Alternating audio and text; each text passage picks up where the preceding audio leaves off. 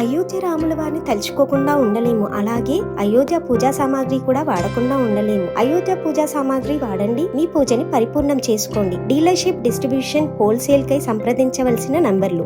కేటీఆర్ గారు ఇలా ఢిల్లీకి వెళ్ళి వాళ్ళ చెల్లె కవితని కలవడం జరిగింది. కలిసిన విషయం అందరికీ తెలుసు, మంచి విషయం. ఎందుకంటే చెల్లె బాధలు ఉన్నప్పుడు ఒక అన్నగా పోయి ఆమె భరోసా చేయడానికి కలవడానికి పోయిండు. కానీ ప్రెస్ కాన్ఫరెన్స్ పెట్టి ఆయన ఉన్న బాధని మళ్ళీ బయట పెట్టిండు. ఎందుకంటే ఆయన పాపం ఎలాంటి పని లేకుండా గత 10 సంవత్సరాలు ఒక యువరాజుగా బతికి ఇలా కనీసం పలకరియడానికి ఎవరు లేకుండా బాధపడుతున్నట్టున్నాడు. ఆయన ఏం మాట్లాడు ఆయనకే తెలియదు. కేవలం కాంగ్రెస్ని విమర్శించాలి, ప్రస్తుతంలో ఉన్న మా కాంగ్రెస్ గవర్నమెంట్ని విమర్శించాలనే ఒక ఉద్దేశంతో ప్రెస్ కాన్ఫరెన్స్ పెట్టినట్టున్నది. ఆయన ఏం మాట్లాడిన ఆయనకే అర్థమవుతుంది. ఎందుకంటే ఈరోజు ఆయన చెప్పిన విషయం ఏంటిదంటే కాంగ్రెస్ పార్టీ ఎమ్మెల్యేలను తీసుకుంటుందని ఆయన మా పైన ఆరోపణలు చేస్తున్నారు. ఆయన గత చరిత్ర మర్చిపోతున్నట్టున్నాడు. గతంలో వాళ్ళే స్వయంగా కాంగ్రెస్లో గెలిచిన ఎమ్మెల్యేలు అందరినీ కూడా తీసుకోవడం జరిగింది. మేము కాంగ్రెస్లో ఈరోజు ఎవరు కూడా ఎమ్మెల్యేలను తీసుకున్నారు, వాళ్ళు స్వయంగా వాలంటరీగా వాళ్ళు వస్తున్నారు. ఎందుకంటే ఈరోజు కాంగ్రెస్ పార్టీ సంక్షేమ పథకాలు ప్రజలకు వెళ్తున్నాయి, ప్రజలందరూ ఆనందంగా ఉన్నారని వాళ్ళందరూ కూడా కాంగ్రెస్ పార్టీ వైపు చూస్తున్నారనే ఉద్దేశంతో వాళ్ళ ఎమ్మెల్యేస్ స్వయంగా మా తానికి వచ్చి మా పార్టీలో జాయిన్ అవుతున్నారు.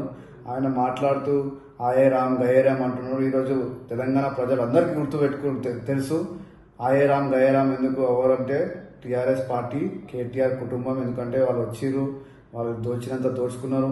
ఇలా తెలంగాణ ప్రజలే వాళ్ళకు బుద్ధి చెప్పారు. మొన్న కూడా ఎలక్షన్స్లలో చూసినాం మనం, రాష్ట్ర ఒప్పందం ఏదైతే చీకట్లో సంసారం చేస్తున్నారు బీజేపీ టీఆర్ఎస్ పార్టీ నాయకులు.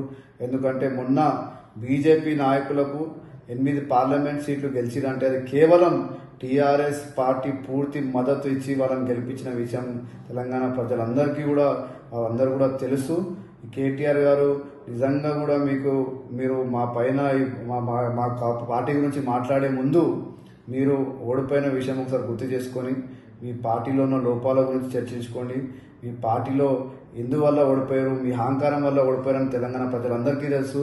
ఒకసారి మీరే ఆలోచించుకోవాలని కూడా మేము విజ్ఞప్తి చేస్తున్నాం.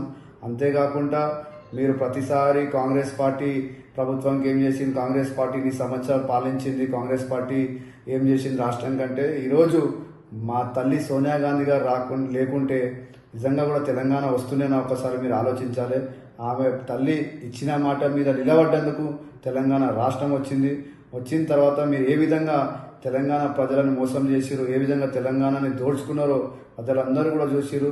గతంలో కాంగ్రెస్ పార్టీ అధికారంలో ఉన్నందుకు చేసిన డెవలప్మెంటే ఈరోజు హైదరాబాద్ నగరంలో కావచ్చు, తెలంగాణ రాష్ట్రం మొత్తంలో కూడా అదే డెవలప్మెంట్ ఉంది కనుక అదే డెవలప్మెంట్తో ఇంకా పనిచేసుకుంటున్నారు. మీరు కేవలం ప్రజలను మోసం చేసి అందరినీ కూడా మోసం చేసి వాళ్ళతో డబ్బులు దోచుకొని ఎంతమంది ఉన్నారు మీ అందరికీ తెలుసు. హైదరాబాద్ నగర్ని ఏ విధంగా దోచుకున్నారో, హైదరాబాద్ చుట్టూ ప్రాంతాలలో రియల్ ఎస్టేట్ పేరు మీద ఎన్ని దందాలు చేసిరో, ఎంతమంది దోచుకున్నారో ప్రజలందరికీ తెలుసు. కనుక మీరు పిచ్చి మాటలు మాట్లాడొద్దు. తెలంగాణ ఇచ్చింది కాంగ్రెస్ పార్టీ, తెలంగాణ తల్లి సోనియా గాంధీ వల్ల తెలంగాణ వచ్చిన విషయం గుర్తుపెట్టుకోవాలి. ఇక మీరు కాన్స్టిట్యూషన్ గురించి మాట్లాడుతున్నారు. మీరు కాన్స్టిట్యూషన్ గురించి మాట్లాడేంత పెద్ద వ్యక్తులు కాదు. ఎందుకంటే మీ నాయనైనా మీరైనా కూడా ఎప్పుడు కూడా కాన్స్టిట్యూషన్ వ్యతిరేకంగానే పనిచేసిరు. గతంలో కూడా అందరికీ తెలుసు, చరిత్ర అందరికీ తెలుసు.